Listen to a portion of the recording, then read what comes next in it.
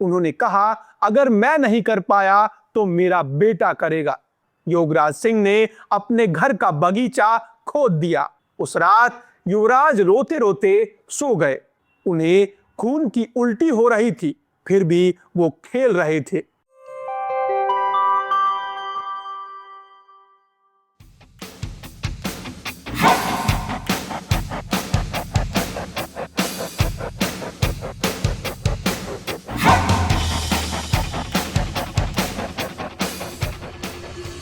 उन्नीस सौ 83 लॉर्ड्स का मैदान, कपिल देव ट्रॉफी उठाते हैं। भारत वर्ल्ड कप जीत जाता है। पूरे देश में जश्न है।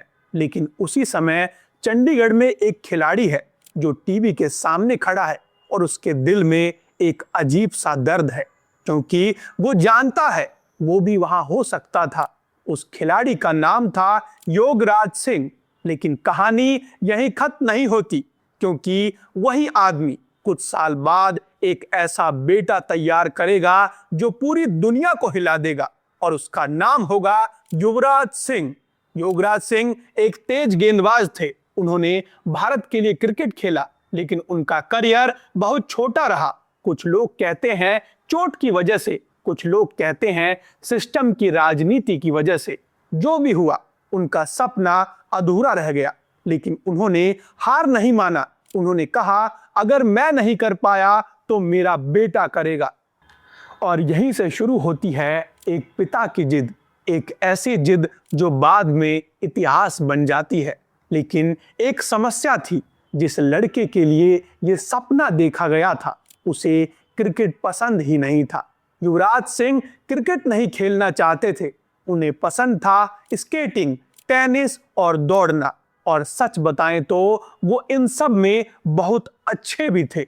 उन्होंने अंडर 14 स्पीड स्केटिंग में गोल्ड मेडल भी जीता था। लेकिन उस दिन जब वो खुशी खुशी घर आए, उन्हें नहीं पता था कि उनकी जिंदगी हमेशा के लिए बदलने वाली है। युवराज मेडल लेकर घर आए। उन्हें लगा कि पिता उन्हें गले लगा लेंगे, लेकिन योगराज गुस्से में बोले, ये सब बंद करो, आज से सिर्फ क्रिकेट। घर में बहस शुरू हो गई। मां ने विरोध किया, दादी ने समझाया, लेकिन योगराज नहीं माने, क्योंकि उनके लिए यह सिर्फ खेल नहीं था, ये उनके टूटे हुए सपने की आखिरी उम्मीद थी। उस रात युवराज रोते रोते सो गए। योगराज चुपचाप उनके पास गए, उन्हें देखा और पहली बार वो भी रो पड़े, क्योंकि अंदर से वो जानते थे वो अपने बेटे पर बहुत बड़ा बोझ डाल रहे हैं। लेकिन अगली सुबह कुछ ऐसा हुआ जिसने दोनों की जिंदगी बदल दी। सुबह छोटा युवराज लाल आंखों के साथ उठता है और धीरे से पूछता है, पिताजी क्रिकेट किट लेने आप चलेंगे या मैं मम्मी के साथ जाऊं? उस पल एक फैसला हो चुका था। बेटे ने पिता के सपने को अपना लिया था और अब एक नया सफर शुरू होने वाला था। लेकिन यह सफर आसान नहीं था। योगराज सिंह ने अपने घर का बगीचा खोद दिया, वहां मार्बल पिच बनाई, फ्लड लाइट लगाई, टेनिस बॉल को पानी में भिगोकर भारी बना देते और युवराज को घंटों प्रैक्टिस करवाते, कई बार बिना हेलमेट, तेज गेंदों का सामना। ये ट्रेनिंग नहीं थी, ये एक योद्धा तैयार करने की प्रक्रिया थी।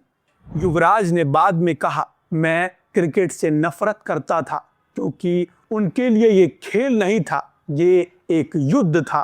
कई बार वो घर छोड़कर चले जाते, कई बार दोस्तों के साथ रात बिताते, लेकिन हर बार वो वापस आते, क्योंकि कहीं ना कहीं उन्हें भी महसूस होने लगा था वो कुछ बड़ा कर सकते हैं।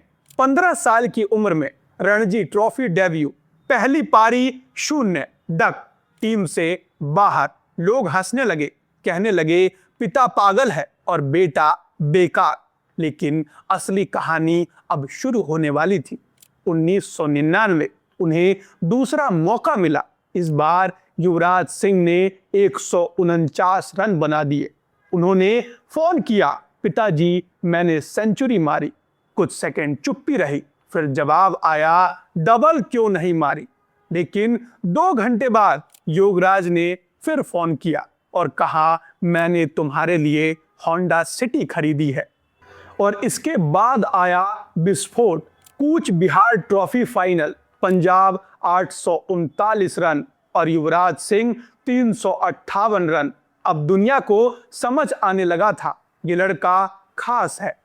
2007 T20 वर्ल्ड कप, भारत बनाम इंग्लैंड, एंड्रयू फ्लिंटॉफ ने कुछ कहा और फिर जो हुआ वो इतिहास बन गया। स्टुअर्ट ब्रॉड गेंदबाजी कर रहे थे, पहली गेंद छक्का, दूसरी गेंद छक्का, तीसरी गेंद छक्का और पूरा स्टेडियम खड़ा हो गया। चौथी गेंद फिर छक्का, पांचवी गेंद फिर छक्का, छठी गेंद और छक्का, 6 गेंद 6 छक्के।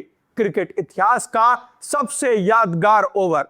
लोगों को लगा युवराज सिंह की कहानी यहीं पूरी हो गई, लेकिन असली परीक्षा 2011 में आने वाली थी।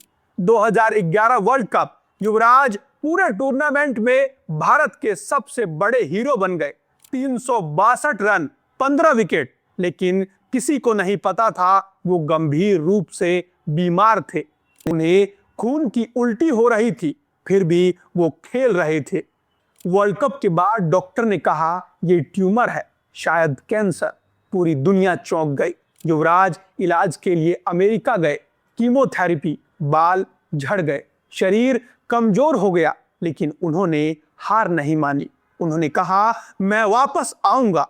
18 मार्च 2012 डॉक्टर बोले अब तुम बिल्कुल ठीक हो। और कुछ महीनों बाद युवराज फिर मैदान में थे, पहली गेंद छक्का, स्टेडियम खड़ा हो गया। योद्धा वापस आ चुका था। आज भी युवराज सिंह का असर भारतीय क्रिकेट में दिखता है। नई पीढ़ी के खिलाड़ी उनसे प्रेरणा लेते हैं। अभिषेक शर्मा उन्हें अपना मेंटर मानते हैं और शुभमन गिल जैसे खिलाड़ी भी उनकी सलाह ले रहे हैं। यही एक लीजेंड की पहचान होती है। आज हम युवराज सिंह को देखते हैं, 6 छक्के, 2011 वर्ल्ड कप, कैंसर से जीत, लेकिन उस योद्धा के पीछे एक आदमी खड़ा था, योगराज सिंह, जिसे दुनिया पागल कहती थी, लेकिन उसी पागलपन ने एक महान खिलाड़ी बनाया। क्योंकि हर लेजेंड के पीछे एक योद्धा होता है। कभी वो योद्धा एक पिता होता है और कभी वो आप भी हो सकते हैं। धन्यवाद, नमस्कार।